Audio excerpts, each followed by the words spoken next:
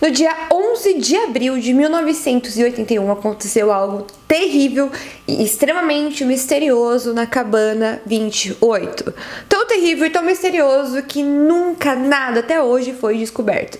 Mas antes de começar o caso de hoje, se você é novo por aqui, meu nome é Mayara Failassi, se inscreva aqui no canal e deixe o seu like.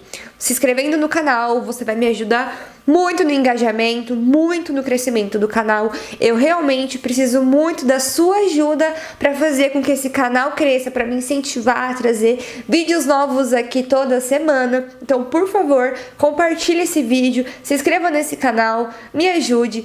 O link das nossas redes sociais está na descrição do vídeo. Também temos o nosso podcast, onde a gente conta os casos no nosso podcast, Estande de Crimes no Spotify, link na descrição do vídeo. E é isso, espero que vocês gostem do caso de hoje. A Glenda Sue Sharp, ela tinha 33 anos e vivia numa cabana desde novembro de 1980.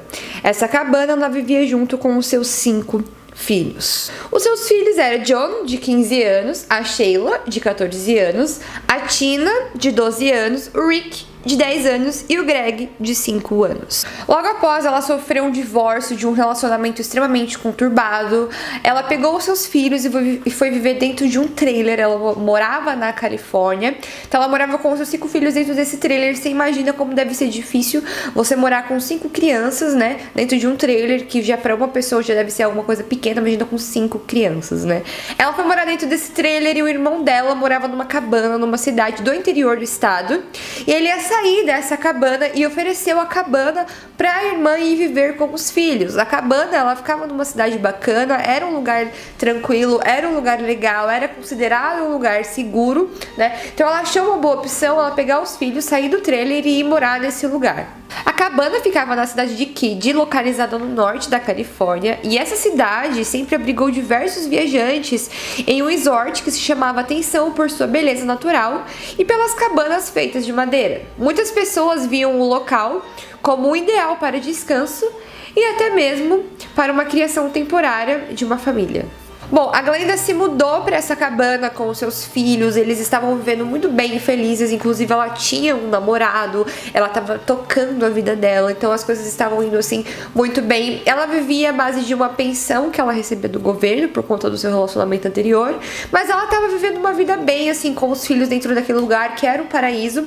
Então assim, eles estavam extremamente felizes, porém uma noite muito misteriosa, aconteceu algo extremamente misterioso que mudou a vida da família e também mudou o que as pessoas pensavam daquele local. E nunca mais foi o mesmo. No dia 11 de abril de 1981, a Glenda estava com a sua filha Tina, de 12 anos, e os 2 filhos mais jovens. E também junto com eles estava um garoto que se chamava Justin Smart, que era amigo de uma das crianças. Depois, mais tarde, juntou com eles um outro filho da Glenda, que era o John Sharp, de 15 anos, e um amigo seu, que era a Dana Wingate. Esses meninos chegaram mais tarde porque eles haviam saído para passear, inclusive eles foram vistos naquele dia nas proximidades da cabana, pegando carona com uma pessoa estranha na rua antes de voltar para casa. Nesse mesmo dia, uma das filhas da Glenda, a Sheila, a mais velha, ela chegou, né, enquanto eles estavam em casa e pediu para a mãe para ela poder sair. Tava tarde da noite e ela queria ir dormir na cabana ao lado, que era a cabana de uma outra família que morava uma amiga dela, né? Elas iam fazer tipo a noite do pijama das meninas e a Glenda deixou, não tinha problema nenhum. Então a Sheila, que era a filha mais velha, saiu de casa e foi dormir na casa dessa tal amiga. Quando a Sheila saiu de casa para ir dormir na cabana ao lado, todos os seus irmãos estavam em casa e os 2 amigos dos seus irmãos também estavam lá junto com a mãe. Então na hora que ela saiu, tava tudo normal, tava tudo tranquilo, ela só ia passar uma noite na casa da amiga e voltar logo pela manhã. Logo quando amanheceu, a Sheila saiu da casa da sua amiga e foi para sua casa, para sua cabana. E quando ela abriu a porta da sua cabana, A imagem que ela viu, a cena que ela presenciou naquele momento foi algo extremamente assustador. Na manhã do dia seguinte, a Sheila retornou em sua casa e ao entrar na cabana, ela encontrou os corpos da Glenna, sua mãe, do John e Dana amarrados com um arame e fita adesiva. E próximo dos corpos tinha 2 facas ensanguentadas e um martelo. Olhando ao redor, a garota percebeu que a garganta de John havia sido cortada, enquanto Dana havia sido estrangulada e apresentava ferimentos na cabeça. Já sua mãe estava sem calça, amordaçada, com a sua calcinha, havia sido esfaqueada no peito e teve a sua garganta cortada. Ao presenciar aquela cena, ela ficou com muito medo, ela voltou correndo para a cabana ao lado e avisou a família da sua amiga que tinha encontrado corpos dentro da sua casa. Quando eles voltaram, eles viram que aquilo era uma cena, um assassinato, uma cena assim horrível, absurda. Então o pai da amiga dela, ele foi olhar pela janela ao redor da casa porque ele tava com medo de ter mais algum assassino, mais alguma pessoa ali.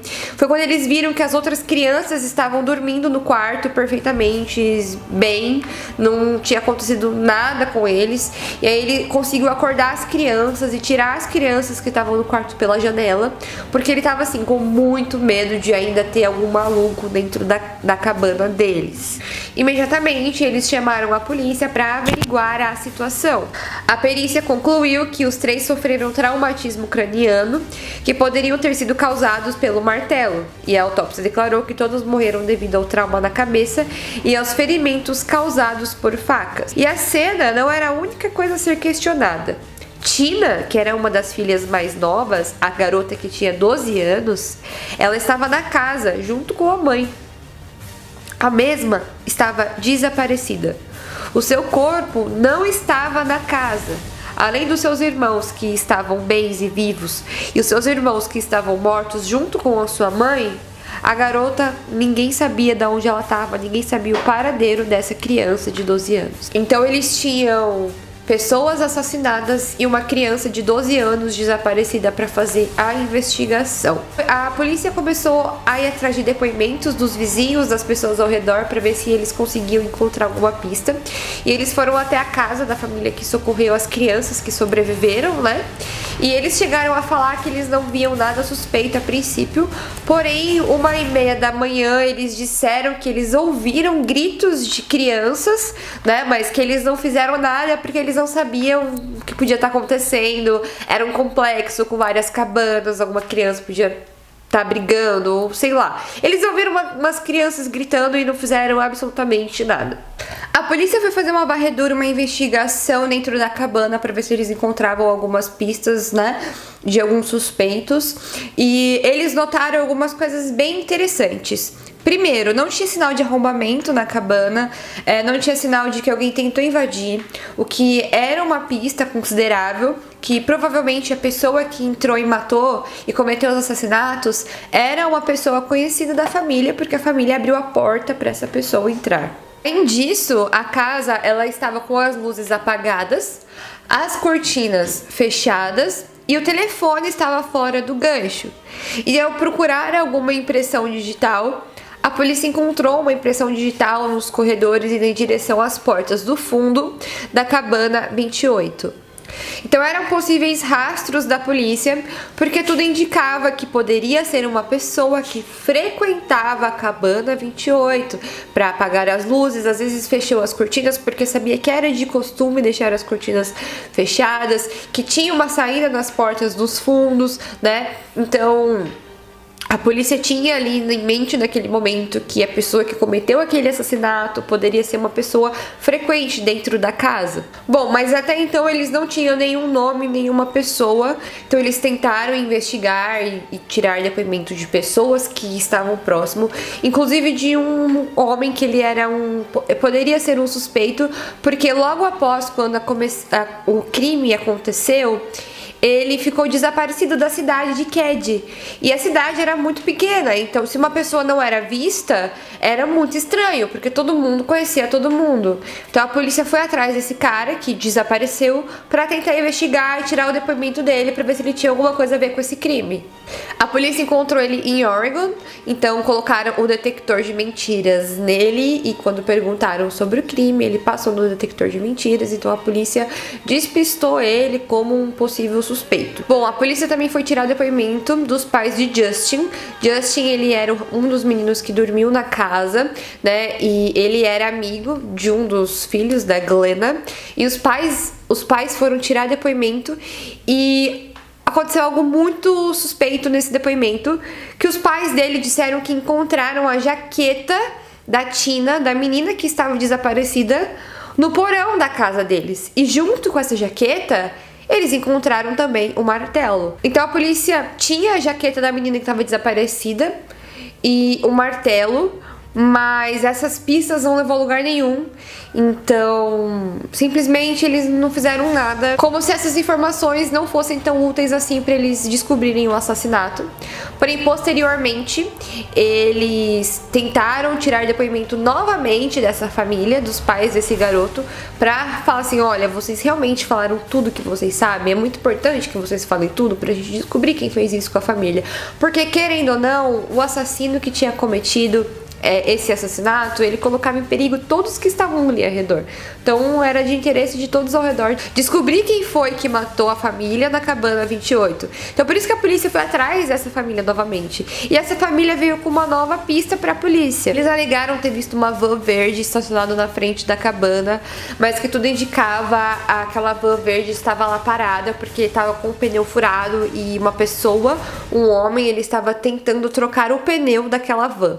O Justin, ele era um dos sobreviventes da noite da cabana, mas ele disse que ele não lembrava de nada, ele não sabia de nada do que aconteceu. Então, uma das estratégias que a polícia e os pais do Justin adotou para tentar descobrir o que aconteceu foi tentar a hipnose para ver se ele conseguia voltar naquela noite anterior e descobrir e lembrar de algo que pudesse ajudar na investigação. No primeiro depoimento do garoto, ele havia dito que tinha sonhado com a aparência dos assassinos. E mais tarde, ele afirmou que havia testemunhado o crime daquela noite, mas não se lembrava de muitos detalhes. Então, sendo assim, os pais dele procuram uma resposta sobre o crime por meio de um hipnólogo. Foi quando o menino disse que tinha ouvido sons provenientes da sala. E logo ele decidiu ir até lá para ver o que estava acontecendo e avistou a Glenna com dois homens. Um foi caracterizado com cabelos curtos e bigode, enquanto o outro tinha uma barba curta e cabelos longos. E ainda em hipnose, o garoto relatou que viu quando Dana e John chegaram à residência. Ambos começaram a discutir com os homens que estavam de óculos. Foi quando aconteceu a primeira luta com os criminosos. E Tina chegou à casa, no mesmo momento. A garota foi retirada do local e não se sabe ao certo para onde ela foi levada. Diante a hipnose, o garoto deu as características dos assassinos para um artista para poder fazer um retrato falado para que eles pudessem divulgar na mídia. Então eles tinham mais ou menos umas características físicas de dois homens que entraram na casa, que sequestraram a garota e que brigaram. O que tudo indicava é que quando os dois filhos da Glenna chegaram em casa, que eles tinham saído, eu até comentei no início do vídeo que eles foram vistos pegando carona, eles chegaram em casa, eles viram esses dois homens, foi quando começou uma luta ali naquele momento. Foi de acordo com o depoimento do Justin e a garota foi desaparecida e foi aí que aconteceu o assassinato. Então eles tinham mais ou menos uma cena do crime ali, o que tinha acontecido, dois suspeitos, e eles colocaram na mídia a foto desses dois caras, colocaram cartazes pela cidade, inclusive começaram até a oferecer recompensa para que se alguém encontrasse esses dois suspeitos, para que fosse reportar imediatamente para a polícia. Então, várias coisas começaram a acontecer. Eles desconfiaram de dois serial killers que estavam soltos pela cidade, mas que foram pegos, mas as características não batiam, então eles descartaram que esses serial killers podiam ter feito alguma coisa. Outra coisa é que eles poderiam ter sido vítimas de narcotráfico, porque uma das meninas, das filhas da Glenna, tinha roubado LSD. Então, pessoas que queriam se vingar porque ela roubou o LSD e iria entrar lá dentro e cometer esse crime brutal, mas também essa hipótese foi descartada logo pela polícia. E também, de acordo com a polícia, a Tina, ela teria sido removida da cena do crime para que ela não visse o que aconteceu. A polícia realmente estava bem encabulada com o que tinha acontecido com essa garota, porque já fazia dias que tinha cometido o assassinato e também não tinha nenhuma pista do que tinha acontecido com aquela menina.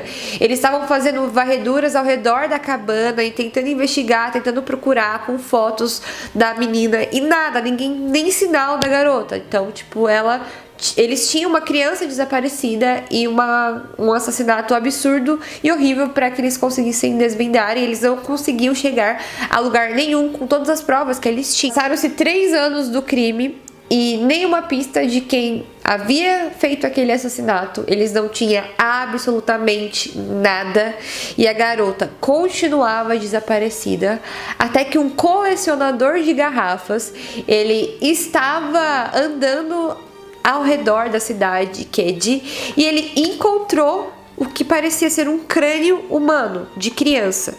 Ele chamou a polícia imediatamente, a polícia foi até o local, pegou aquele crânio, e quando os legistas foram fazer o exame, os legistas comprovou que aquele crânio era da Tina, a menina que estava desaparecida. Ou seja, somente a cabeça da menina foi descartada naquele lugar.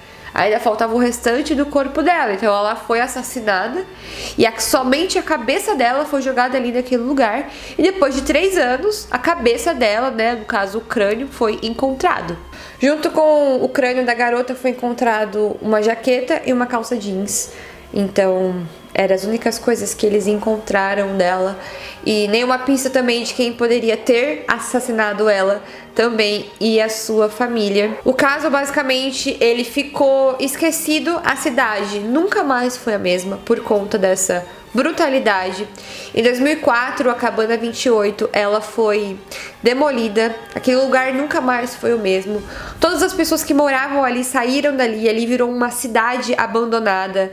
Era a cidade onde mataram a família dentro da Cabana 28, onde ficou aquele mistério de o que aconteceu na Cabana 28, mas a história da Cabana 28 ainda não acaba por aí. Em 2008, Marilyn Smart, que era mãe do Justin, o garoto da hipnose, após a morte do seu marido, ela disse que suspeitava dele e de um amigo que se chamava John Bowbed, que eles haviam cometido o assassinato no dia 11 de abril de 81. A mulher disse que havia deixado o marido e o amigo num bar às 11 horas da noite, e por volta das 2 horas da madrugada ela acordou e encontrou os homens no fogão a lenha da sua residência. E segundo ela, a ação foi um tanto quanto suspeita, já que eles queimavam um item desconhecido. Diante dessa acusação, o xerife afirmou que eles já haviam investigado esse homem, o Martin, o pai de Justin, e que o homem havia passado no teste de detector de mentiras. No entanto, o amigo dele, o Bowbed, não havia prestado depoimento, já que foi a primeira vez que o seu nome apareceu como um suspeito.